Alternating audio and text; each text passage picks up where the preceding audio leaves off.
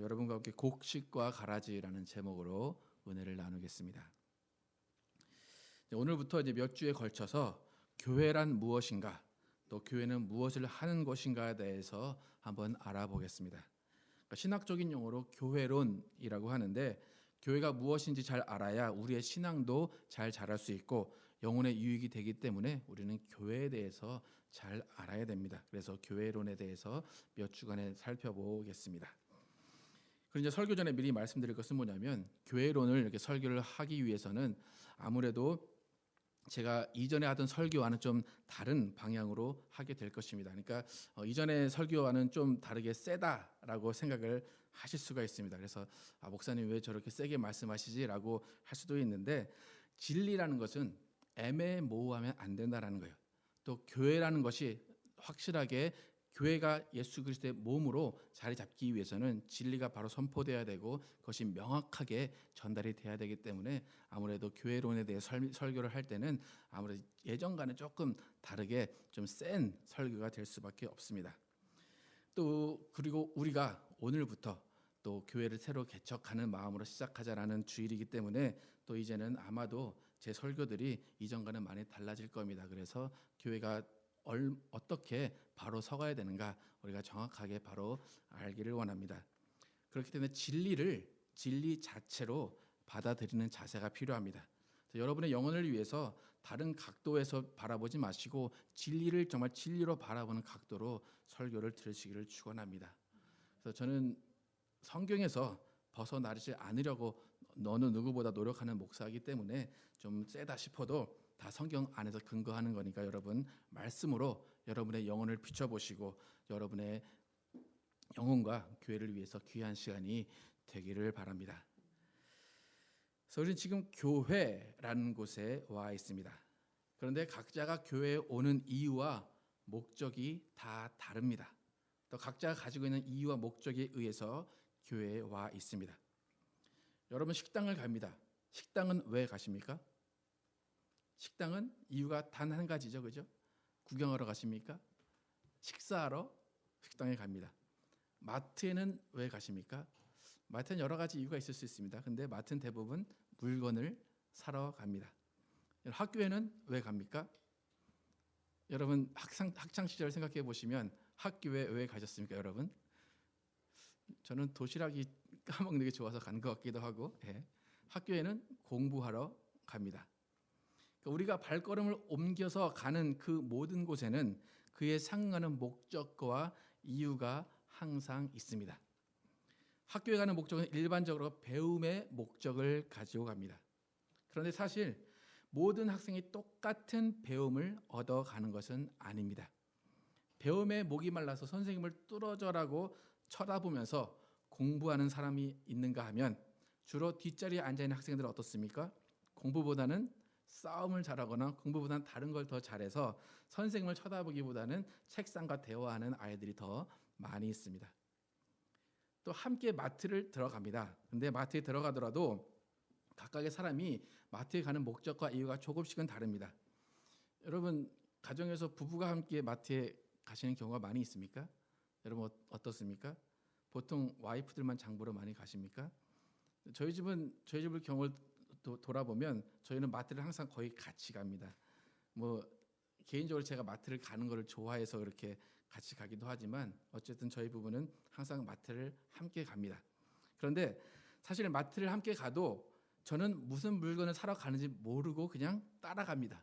그러니까 저는 딱히 마음에 이것을 사야겠다라고 생각하는 거 없이 그냥 사러 가는 것도 아니고 그냥 따라가는 거예요. 따라가서 그냥 구경하다 오거나 그냥 내가 필요한 물건 있으면 내가 사고 그런 의미로 마트를 갑니다.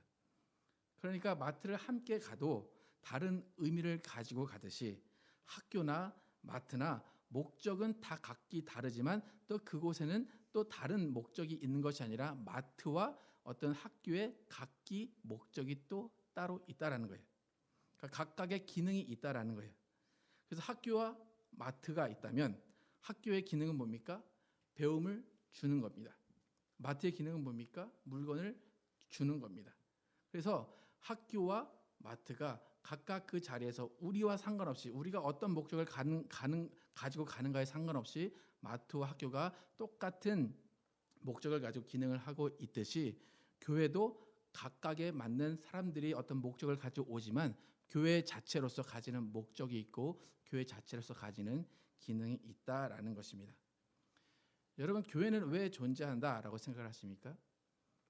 제가 아까 말씀드렸지만 여러분이 각각이 교회에 오시는 이유와 목적은 다 다를 것입니다. 그런데 교회가 가지는 가장 근본적인 목적이 뭐다라고 생각을 하십니까? 교회는 왜 존재할까? 교회는 왜 저기에 서 있을까? 여러분 어떻게 생각하십니까? 교회는 왜 존재하고 무엇을 위해 존재하고 또 교회는 누가 오는 곳인가라는 것입니다. 그래서 오늘 이제 교회로운 첫 번째 시간으로 나누려고 하는 것은 교회에 누가 오는가를 한번 살펴보려고 그래요.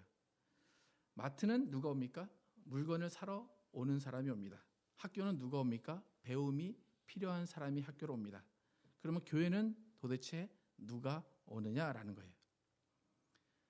교회에 누가 오느냐에 대해서 알려면 근본적으로 교회가 어떤 목적을 가진 곳인가라는 것을 살펴보면 교회에 누가 오는가를 알 수 있습니다. 그래서 교회의 근본적인 목적을 여러 가지 용어와 말로 설명할 수 있겠지만 가장 근본적인 교회의 목적은 뭐냐면 예수를 믿음을 가진 구원받은 사람들이 함께 모여서 하나님께 영광을 돌리는 곳, 그것이 교회이고 그것이 교회의 근본 목적입니다.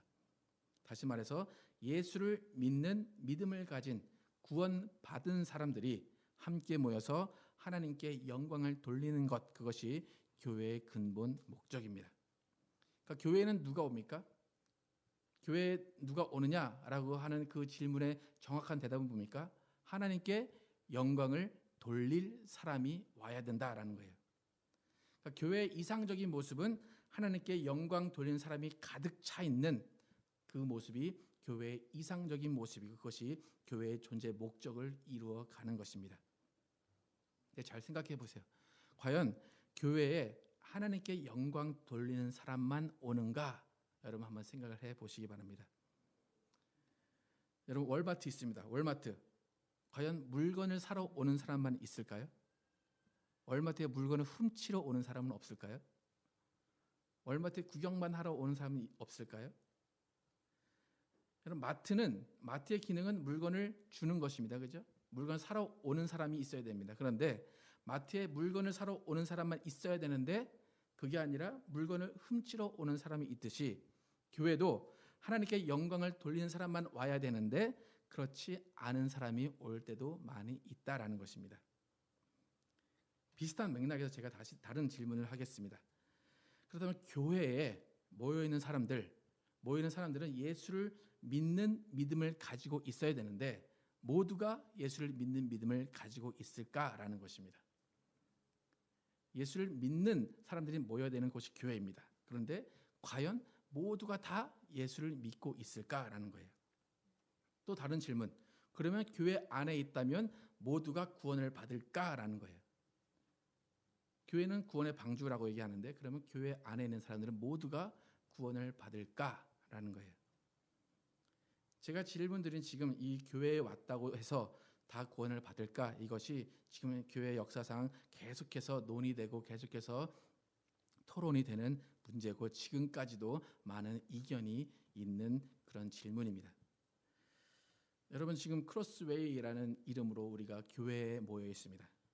그렇다면 이 이름으로 모인 우리 모두는 과연 구원을 받을까라는 것입니다. 누가 저에게 물어본다면 목사님 교회인들은 다 구원 받습니까? 라고 물어보면 저는 구원을 받았으면 좋겠습니다 라고 말할 수 있어요. 다 구원 받았습니다 라고 확신은 못한다라는 것입니다. 그렇다면 지금 제가 말씀드린 구원에 대한 것, 교회에 온다고 해서 구원을 받을 수 있는 것인가에 대한 신학적인 주제를 가지고 이전에 많은 신학자들이 어떻게 이야기했는가를 한번 살펴보도록 하겠습니다. 여러분 신학자들도 그 성인이라고 말하는 사람들 여러분 많이 알고 있지만 그 중에 성 어거스틴이라는 신학자 여러분 들어보신 적 있습니까? 성 어거스틴.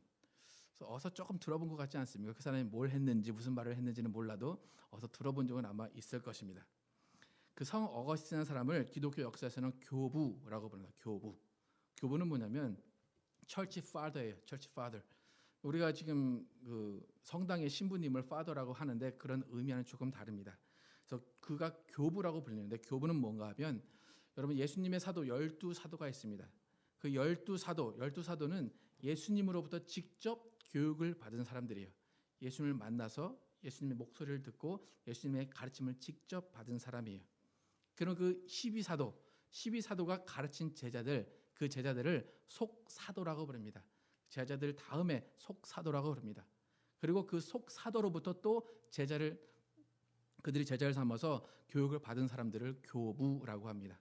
그래서 어떤 사람들은 속사도와 교부를 함께 묶어가지고 사도교부라고 부르기도 하는데 어쨌든 그 교부와 사도는 뭐냐면 예수님으로부터 그래도 누구보다도 가깝게 그 예수님의 가르침을 받은 사람이에요. 12사도가 가장 뜨끈뜨끈한 예수님의 가르침을 받았고 속사도가 그 다음에 그나마 변질되지 않은 예수님의 가르침을 받았고 그 다음에 교부라는 그 사람들이 또 예수님의 말씀을 가르침을 그렇게 뜨끈뜨끈하게 받은 사람들입니다.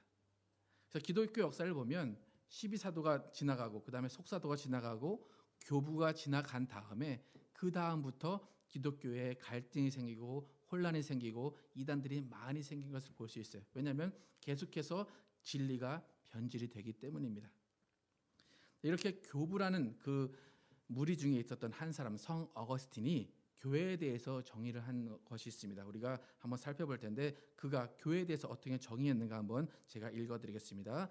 보편적인 교회는 세상 전역에 흩어져 있고 그 교회 내부에는 선인과 악인을 포함하고 있으며 그들은 마지막 날 심판대에 가서야 최종 분리될 것이다. 다시 읽으면 보편적인 교회는 세상 전역에 흩어져 있고 그 교회 내부에는 선인과 악인을 포함하고 있으며 그들은 마지막 날 심판대에 가서야 최종 분리될 것이다. 여러분 이해가 좀 가십니까? 이 말을 쉽게 풀어 설명하면 교회 안에는 진정으로 예수를 주로 고백하고 믿는 사람들이 있는가 하면 그렇지 않고 예수를 믿지 않는 사람들이 섞여 있다라는 거예요. 그래서 선인과 악인이 구별되어 있는데 그 구별된 선인과 악인이 섞여 있다는 거예요. 그리고 그 두 부류는 예수님이 오실 때까지 계속 교회 안에 함께 있다는 거예요. 근데 그들이 구별되가 언제라고 합니까? 예수님이 재림하실 때 마지막 날 그때에 가서야 비로소 구분이 된다라는 것입니다. 여러분 교회라는 것을 우리가 쉽게 아는 개념이 뭐냐면 하나님이 불러 모았다라는 거예요. 그죠? 하나님이 불러 모았다. 하나님이 불러 모으셨다고 정의하는 교회인데 성 어거스틴은 그 안에 성인과 악인이 함께 있다라고 이야기를 합니다. 그렇다면 다시 말하면 하나님이 악인도 부르시고 선인도 교회에 부르셨는가라고 우리는 생각할 수밖에 없다라는 것입니다. 그래서 성 어거스틴이 좀 잘못 생각한 게 아닐까. 교회는 선인만 있어야 되지 않을까. 교회는 구원받은 사람만, 교회는 예수님을 믿는 사람만 있어야 되는 것이 아닌가라고 생각할 수 있는데 예수님도 그런 맥락에서 하신 말씀이 있습니다. 오늘 본문이 바로 그런 말씀입니다. 오늘 본문은 잘 아는 말씀이죠. 그죠? 오늘 본문 어떤 말씀입니까? 알곡과 가라지, 곡식과 가라지의 비유입니다. 예수님이 이 천국에 대한 비유를 말씀하시면서 말씀하셨는데 이 천국은 교회라고 말할 수가 있습니다. 어떤 신학자들은 침례 요한이 선포할 때 천국이 가까이 왔느니라라고 말씀하시고 예수님도 천국이 가까이 왔다라고 말씀하셨는데 어떤 신학자들은 천국이 가까이 온다고 했는데 천국은 안 오고 교회가 왔다라고 말하는 신학자들도 있어요. 그래서 이 교회 또 천국을 연결해 생각할 수가 있습니다. 그래서 오늘 본문의 내용은 간단해요. 분명히 밭의 주인은 좋은 씨앗을 뿌렸습니다. 그런데 어느샌가 원수가 와서 가라지를 심어 놓았다라고 말씀을 합니다. 그런데 중요한 것은 뭡니까? 그 가라지를 어떻게 하라고 합니까? 바로바로 뽑으라고 합니까? 가라지를 뽑지 말고 가만히 두어라 라고 예수님은 말씀하십니다. 그러니까 이 천국이라는 의미를 그냥 문자 그대로 천국이라고 생각을 해보면 천국에 선인과 악인이 함께 있고 곡식과 알곡이 함께 있다라는 것입니다. 여러분 그게 맞는 의미 같습니까? 교회에 가라지가 있고 알곡이 함께 있고 선인이 있고 악인이 함께 있다라는 그 개념과 똑같다라는 거예요. 근데 예수님은 가라지를 뽑지 말라라고 하셨어요. 근데 왜 뽑지 말라고 하셨을까요? 가라지가 불쌍해서 그럴까요? 가라지를 너무 사랑하셔서 그럴까요? 왜 뽑지 말라고 그러셨습니까? 그 이유는 뭡니까? 열매 맺는 곡식을 보호하시기 위해서요. 가라지를 뽑다가 열매 맺는 곡식마저 뽑힐까봐 그것을 보호하시기 위해서 가라지를 놔둬라라고 말씀하셨다라는 거예요. 그러니까 예수님 말씀하신 이 천국에 대한 개념이 교회라는 개념으로 생각을 해보면 교회라는 것이 참 힘든 곳인 것 중에 하나가 뭐냐면 또 힘든 점이 뭐냐면 딜레마가 뭐냐면 가라지를 구별하기 힘들다는 것이 또 교회의 가장 힘든 점입니다. 누가 가라지인지 어떻게 합니까? 그죠? 네. 드러내지 않으면 아무도 모릅니다. 그런데 또 가라지가 분명히 확실히 드러나도 교회는 그 가라지를 뽑지 못한다는 것이 교회의 딜레마고 가장 힘든 점 중에 하나입니다. 그러니까 교회는 가라지가 가라지인 줄 알면서 뽑지 못하는, 그러면서 물 주고 사랑해주고 가꿔야 한다는 그런 딜레마가 있다라는 거예요. 예수님이 이렇게 말씀하셨기 때문입니다. 그러니까 이러지도 저러지도 못하는 상황이 교회의 상황이다라는 거예요. 네, 여러분 여기서 예수님이 말씀하신 오늘 본문에서 더 중요한 개념이 하나 있습니다. 그건 뭐냐면 가라지는 처음부터 가라지고 끝까지 가라지다라는 거예요. 여러분 오늘 본문에서 원수가 가라지를 심었습니다. 근데 그 가라지가 나중에 추수 때 어떻게 됐습니까? 열매 맺는 곡식으로 변했습니까? 아닙니다. 끝까지 가라지로 남아 있어서 그 다음에 추수꾼에 의해서 뽑혔다라는 것입니다. 가라지는 추수할 때도 가라지였다라는 거예요. 저는 여러분이 이 개념을 좀 확실히 하셨으면 좋겠어요. 우리가 교회를 생각할 때 그냥 다 사랑으로, 다 그냥 용납으로, 다 우리는 다 알곡입니다. 여러분 알곡이 되십시다. 알곡 성도가 되십시다. 다 그렇게 얘기를 합니다. 그리고 저 성도님들은 자꾸 목사에게 만약 문제 있는 성도들을 바라볼 때에 저 문제 있는 성도들이 열매 맺는 곡식이 되기 위해서 기도하십시오. 더 사랑으로 끊임없이 접근하십시오. 더 사랑으로 베푸십시오. 그 사람을 바꾸는 게 목사의 일입니다. 라고 이야기하고 그것을 바꾸는 것이 교회의 일입니다. 라고 이야기를 합니다. 그리고 그것이 진정한 목회이고 사랑이고 용서고 용납이라고 이야기를 합니다. 근데 저는 오늘 본문을 근거로 해서 이 자리에서 확실하게 말씀드리는 것은 뭐냐면 여러분 가라지도 사랑을 받습니다. 가라지도 빛을 받고 물을 받고 모든 제공을 받습니다. 하지만 가라지가 받는 혜택은 곡식이 다치지 않기 위해서 하는 것이지 가라지를 변화시키기 위해서 하는 것이 아니다라는 것이에요. 결국에 가라지는 변하지 않고 가라지로 마지막 날까지 남아서 불살라진다는 것이 오늘 본문의 말씀입니다. 그 교회 안에 가라지가 심어졌습니다. 그렇다면 그 가라지는 열매 맺도록 변하는 것이 아니라 그대로 가라지 역할을 하면서 끝까지 가는 것입니다. 여러분 이 개념을 기억을 하셔야 됩니다. 여러분 제가 이렇게 말하니까 여러분 너무 사랑이 없지 않냐? 교회가 그러면 되냐? 교회가 용납하고 교회가 사람을 변화시키는 것 아니냐라고 말씀하실 거예요. 그죠? 너무한 게 아니냐? 그런데 제가 너무한 게 아니라 그것이 예수님의 목회 방침이었다라는 것입니다. 여러분 어찌 보면 교회의 초대의 모습은 예수님과 12 제자의 모습일 거예요. 그죠? 그들이 최초의 교회 공동체일 수도 있습니다. 그런데 예수님은 그 공동체에서 어떻게 목회를 하셨는가 한번 우리가 보겠습니다. 요한복음 6장 70절과 71절에서 가룟 유다에 대해서 말씀하신 것이 있는데 우리 함께 한번 읽어보겠습니다. 요한복음 시작. 예수께서 대답하시되 내가 너희 12를 택하지 아니하였느냐? 그러나 너희 중에 한 사람은 마귀니라 하시니 이 말씀은 가룟 시몬의 아들 유다를 가르치심이라. 저는 12 중에 하나로 예수를 팔자러라. 12 중에 하나. 요한복음의 이 말씀은 가룟 유다에 대해서 예수님이 하신 말씀인데 예수님이 돌아가시기 1년 전에 하신 말씀이에요. 그러니까 가룟 유다가 예수님을 팔기 1년 전에 예수님은 이는 마귀니라 라고 말씀을 하셨어요. 그런데 예수님은 그가 마귀인 것을 알고 계셨으면서도 1년을 데리고 다니셨어요. 데리고 다니신 것이 그것뿐만 아니라 먹이고 재워주시고 또 비밀스러운 말씀을 가르쳐 주시고 생명의 말씀을 그에게 선포하셨다라는 것입니다. 여러분, 예수님이 그 1년 동안, 예수님이 아마 3년 전부터 가룟 유다가 마귀니라 알고 계셨을 거예요. 그런데 1년 전에 이렇게 마귀니라 선포를 하셨습니다. 그렇다면 예수님은 가룟 유다를 사랑하셨을까요? 하지 않으셨을까요? 예수님은 가룟 유다를 사랑하셨을까요? 아니면 미워하셨을까요? 예수님은 가룟 유다를 사랑하셨습니다. 왜요? 예수님은 원수를 사랑하라 하셨기 때문에 정말 어찌 보면 원수 같은 가룟 유다지만 예수님은 가룟 유다를 사랑하시고 그를 위해 기도도 하셨을 것입니다. 그런 마귀의 역할을 했던 가라지였던 그를 뽑아내는 것이 상식적이고 멀리 보내는 것이 상식적인데 예수님은 그렇게 하지 않으셨습니다. 그런데 결국 가룟 유다는 변하지 않았다라는 것입니다. 예수님은 그를 쫓아내지도 않으시고 뽑지도 않으셨습니다. 여러분, 예수님이 왜 가룟 유다를 쫓아내지 않으시고 왜 뽑지도 않으셨는가 한번 생각을 해보시기 바랍니다. 왜 그랬을까요?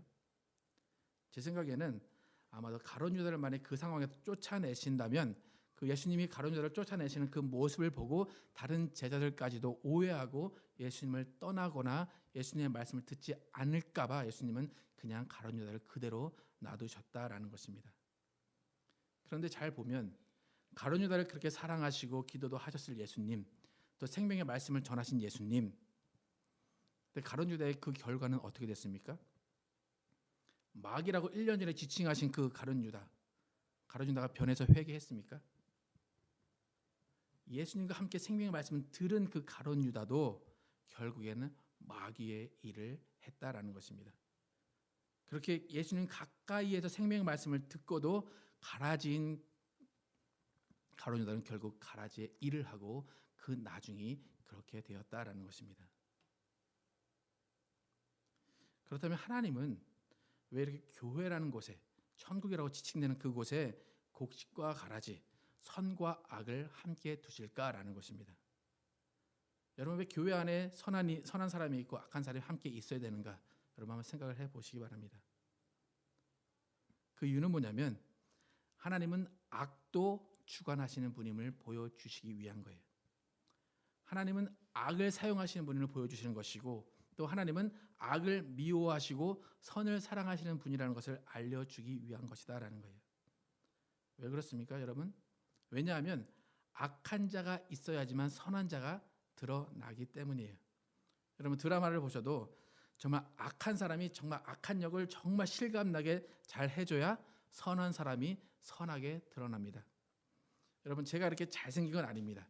근데 저보다 정말 못생긴 사람이 옆에 쫙 있다고 생각하시면 제가 너무 잘생겨 보일 겁니다. 그죠? 네. 여러분, 요즘 몰아주기라는 사진 찍는 거 여러분 아십니까?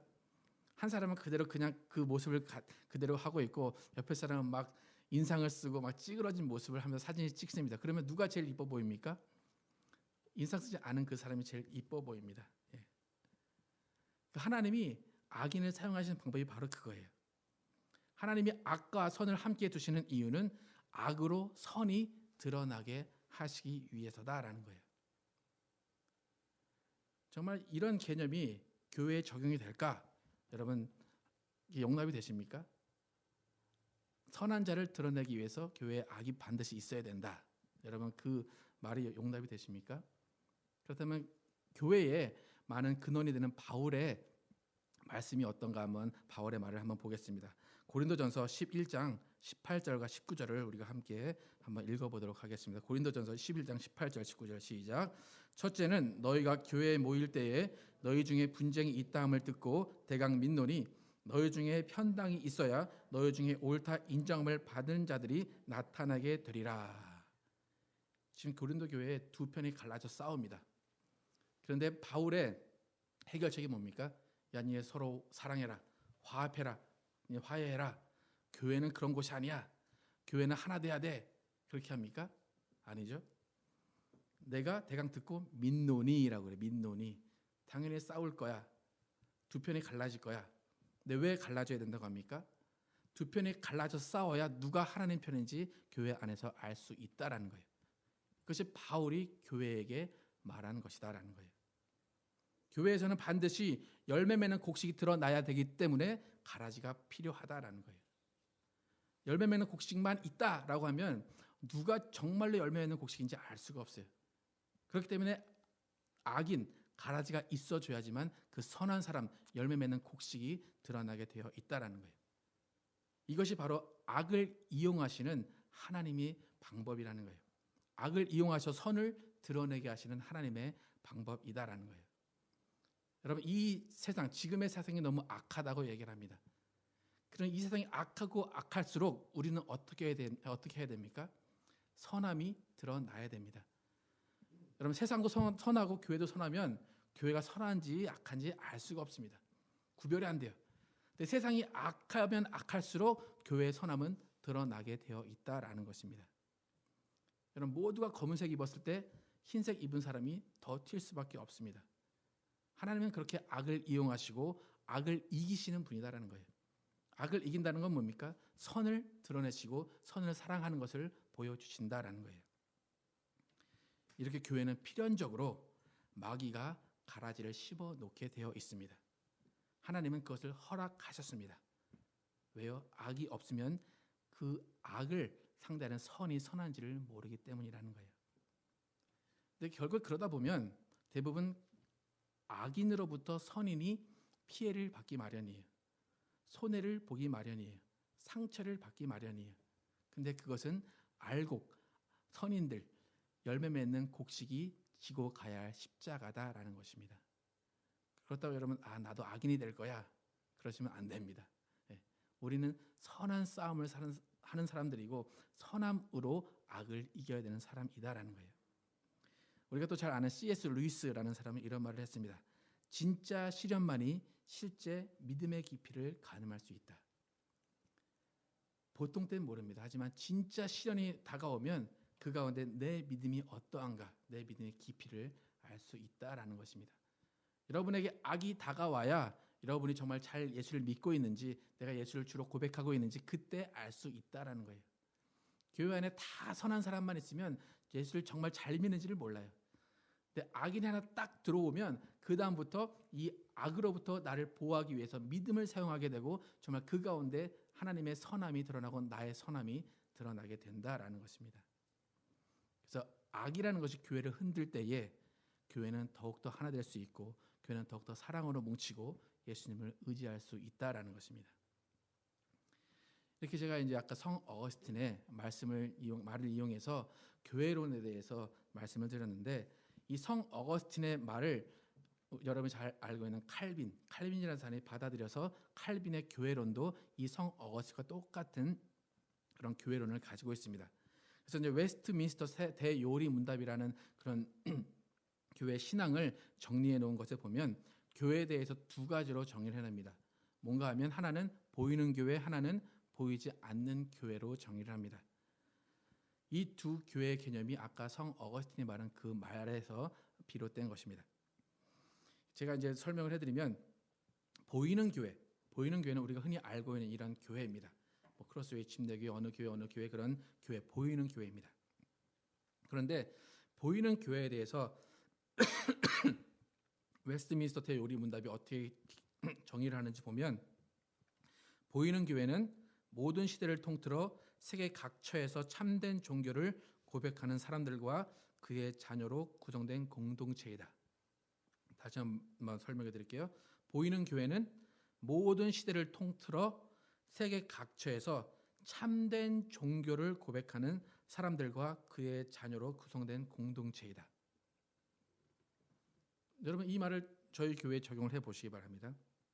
크로스웨이 침례교회는 모든 시대를 통틀어 세계 각처에서 참된 종교를 고백하는 사람들과 그의 자녀로 모여진 공동체다. 여러분, 조금 이상하지 않습니까? 조금 참된 종교를 고백하는 사람들이래요. 여러분, 우리가 참된 종교를 고백하는 사람들입니까? 그런데 여기서는 보이는 교회가 참된 종교를 고백하는 사람들로 모인 곳이래요. 제가 이제 처음 이걸 읽었을 때 좀 잘못 쓴 거 아닌가, 잘 모르는 사람이 그냥 베껴 쓰다가 잘못 쓴 거 아닌가라고 생각을 했어요. 그래서 이게 좀 잘못된 거다라고 생각을 하면서 그 뒤에 보이지 않는 교회에 대한 개념을 읽었을 때 이게 틀린 게 아니구나, 보이는 교회가 이런 개념이구나라는 것을 알게 됐어요. 그렇다면 보이지 않는 교회의 의미는 어떤 것일까? 보이지 않는 교회는 머리 대신 그리스도 아래 여태껏 모여져 왔고 현재도 모여지고 있으며 앞으로도 모여지게 될 택함을 받은 백성의 모임이다라는 거예요. 그러니까 보이지 않는 교회는 머리 대신 그리스도 아래 모여져 있고 모여왔고 모이는 곳이다라는 거예요. 여러분, 이 보이는 교회와 보이지 않는 교회의 차이점을 여러분 아시겠습니까? 가장 큰 차이점이 뭡니까? 뭐가 없습니까? 보이는 교회에는 예수 그리스도가 없습니다. 보이지 않는 교회는 머리 대신 그리스도가 계십니다. 그리고 또 가장 또 큰 특징 중에 하나는 뭐냐면 보이는 교회는 선인과 악인이 함께 있는 곳이 보이는 교회예요.